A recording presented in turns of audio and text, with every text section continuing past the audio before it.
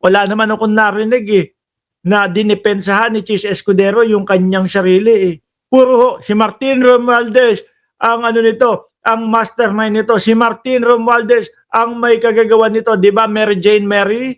Oh, puro pagtuturo ho, mga boss chief amo, sir.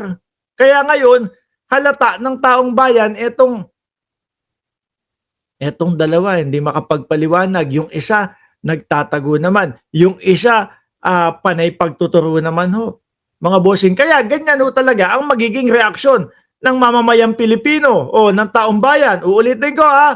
Medyo medyo asarap panoorin eh. Oh. Yeah! Yun po naman agad. Pinagbabato ng itlog.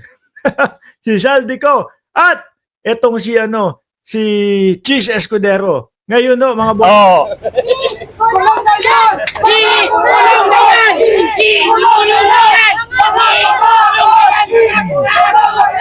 Desperate move na po sila. Sabi oh. Ngayon no, mga kababayan. Kumbaga panghimagas lang ho natin yan. At eto pa, another panghimagas na naman ho, mga bossing. Naku, may nagrereklamo doon sa bigas na ipinapamigay po ng DSWD, mga boss chief amo, sir. Oho, meron. Eto. Ang isang vlogger. Ako, ayun, vlogger pa. Yung isang vlogger, mga boss chief amo, sir, nirereklamo niya yung ipinapamigay na bigas ng DSWD daw po, mga bossing. Aba, masama daw ang amoy at napakatigas daw ho, mga bossing. Panoorin nyo, ha? Nagagalit si kuya eh. Oh. Ipinatawag ng Department of Social Welfare and Development Regional Office 11 ang isang vlogger na nagreklamo tungkol sa umano'y panis o lumang bigas na bahagi ng relief Panis? Luma? Parang yung hawak niya silyado eh. Oh, di ba?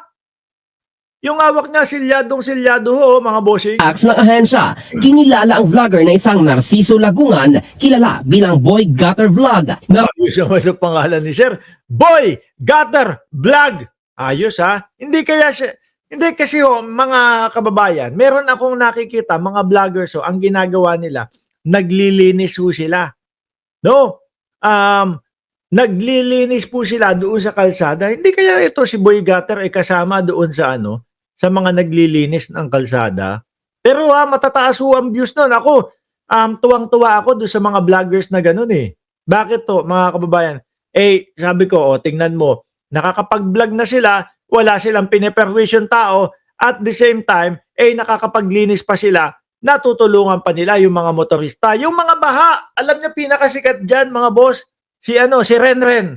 Ayan, madalas akong nanonood doon kay Renren. Ang gagawin niya, kukunin niya. Di ba yung mga kanal? Yung mga bara ng kanal, pag kukuhanin niya, tapos ilalagay niya sa basura. Pagkat naka-vlog yun. Naka-vlog, mga bossing. At pagkatapos, ayun. No, ang daming views. Satisfying Ewan ko kung gano'n si Kuya. Sabi ni Mary Jane Marie, mukha niya, boy kanal.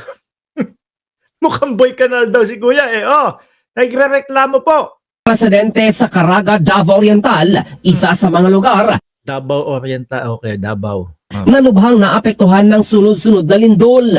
Sa video na kanyang inupload noong nakaraang Oktubre 19 na umani ng mahigit 1 milyong views, sinabi ni Lagungan na matigas at may masamang amoy ang bigas na natanggap nila mula sa DSWD. Ayun daw ho, mga kababayan. Matigas nga daw ho. No? Gaano kaya katigas?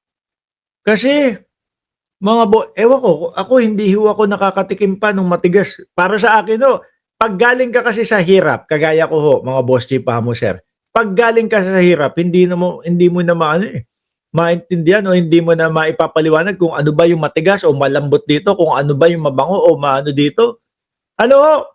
Kasi kaya ng sikmura mo Ako kahit pakainin niyo po ako nung NFA na bigas o yung 20 pesos na bigas, tatanggapin po yan ng sikmura ko. Pero ano kaya yung sinasabi dito ni Kuya na matigas daw yung bigas? Ayon sa kanya, nagdulot umano ito ng hindi magandang pakiramdam sa ilang nakakain, kabilang ang kanyang pamilya. Sandali, boss! Puking na yan. Ay, sorry. Nandiyan na!